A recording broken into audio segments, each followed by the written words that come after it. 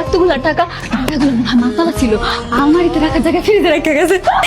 আমার মনে হয় কি হাসান এই বাড়ির মালিক আছে না, ব্যাংকের মালিক ছিল, নাহলে এতগুলা টাকা কেমন আইব? এই এতগুলা টাকা তুমি রাহনের ব্যবস্থা করো। চলো কাম করি, তুমি আমি ঢালো এনে রেখে দেখে দেওয়ার আগে চলো চলো। এতগুলা টাকা লয়ে ভেঙে যাবে কেমনে? হ্যাঁ, জ্যান থেকে পারো একটা বড় বস্তা নিয়ে আসো, ওই বস্তায় সবটি টাকা বইরা আমরা লয়ে যামগা। ভালো কথা কইছো তো, ইয়া তোমার মাথায় বুদ্ধি আছে। দাঁড়াও লই দিছি, দাঁড়াও না। আম্মা, আমি আর হাসানে একটা বাড়ি ঢুকছি, বাড়ি ঢুকে দেখি মা টাকা আর টাকা, টাকা ফ্রিজের মধ্যে মেলা টাকা। মা আমি হাসানের পাঠাইছি, কইছি জানতে পারো একটা বড় বস্তা নিয়ে আইও, এই বস্তায় সব টাকা বইরা আমরা লয়ে আইতাছি। মা তোরা ছোট মানুষ, এত টাকা লই আইস না, আমি আইতাছি। ভাই বস্তা আছে, বস্তা কি রাখবেন আমার এখন? টাকা রাখুন, টাকা। এলন, একটা বড় বস্তা নাই, 100 টাকা দেন। মা গো মা, কত টাকা! পুরো ঘর ভর্তি টাকা, যেদিক টাকাই সেদিক টাকা। শোন, আমরা দুজন ভাইকে যাই, হাসান আসলে তো টাকাটা 3 ভাগ করতে হইব। আমরা এক ভাইকে গেলে শুধু আমগো টাকা আমগো একজনে নিয়ে যাবো। চল। তুমি কথাটা কইলা কি? এই টাকার লগে তুমি আমার হাসানের লগে বিয়া দিতে চাও, আর আজকে কইতাছো যে টাকাটা দুজনে ভাগাভাগি করে ভাই গেছে, হাসানের ভাগ দিতে হবে না? মার মাইয়া মেয়েরা টাকা পয়সা ভাগাভাগি শুরু করে দিয়েছে অলরেডি। টাকা কেমনে ভাগাভাগি করা যায় সেই বুদ্ধি পরামর্শ করতেছে। কলিং বেল দিছে, বাড়ির মালিকাই করছে। আম্মা তাড়াতাড়ি চলে, না টাকা পয়সা যা আছে সবকিছু লইয়া পিছে জানাতে ভাগ গেছে। এই চলো বসে চলো। না না, যদি বাড়ির মালিকাই তো তাহলে তো চাবি দিয়ে খুললে ঘরে ঢুকতো, তাই না?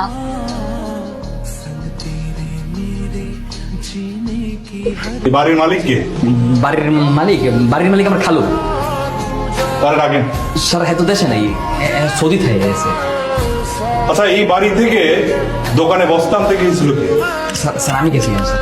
বস্তা কি রাখবি? বস্তার ভিতরে স্যার আমি বলতেছি, স্যার আমি কাছে খালু একটু বিরাট বড় লোক, হ্যাঁ যাওনের আগে আমাকে এত সবজি কিনে দিয়ে গেছে, আলু পটল সিম বরবটি, এগুলো রাহনের জায়গা নেই, আমরা মানুষ হয়েছি 2 জন। পরে কইলাম কি যে দোকানে যাও, দোকানে গিয়ে একটা বড় বস্তা নিয়ে আসো, বস্তায় করে সবকিছু গ্রামে পাঠাই দিন। কিন্তু আমি শুনলাম তুই নাকি দোকানদারে বলছস বস্তায় টাকা রাখবি। দোকানদারের লোক ফাইজলামি করছিল, একটু মশকারি করছিল। এই সব বিষয় নিয়ে ফাজলামি করবি না। ঢাকায় একটা ব্যাংকে টাকা দিয়েছে, টাকা পয়সার বিষয় নিয়ে আর জানি এরকম ফাজলামো না শুনে, ঠিক আছে? হ্যাঁ আম্মা কই?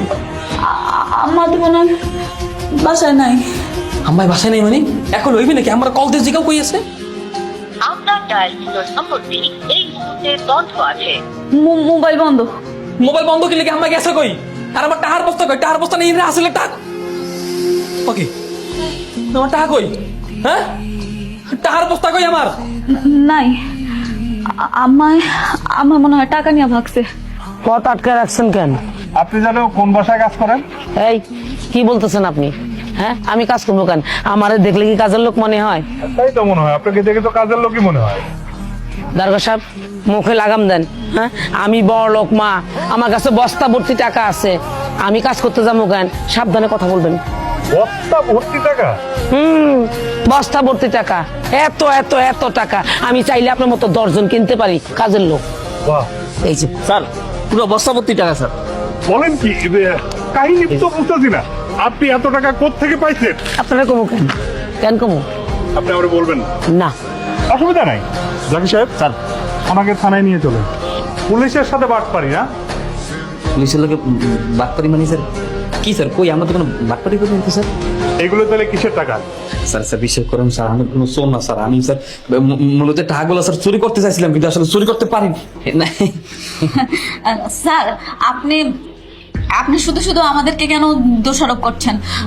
আমরা তো কোনো কিছু করি না, আপনি কিন্তু আমাদেরকে হুমকি দিচ্ছেন স্যার। হ্যাঁ হ্যাঁ, তাহলে এগুলো কিসের টাকা?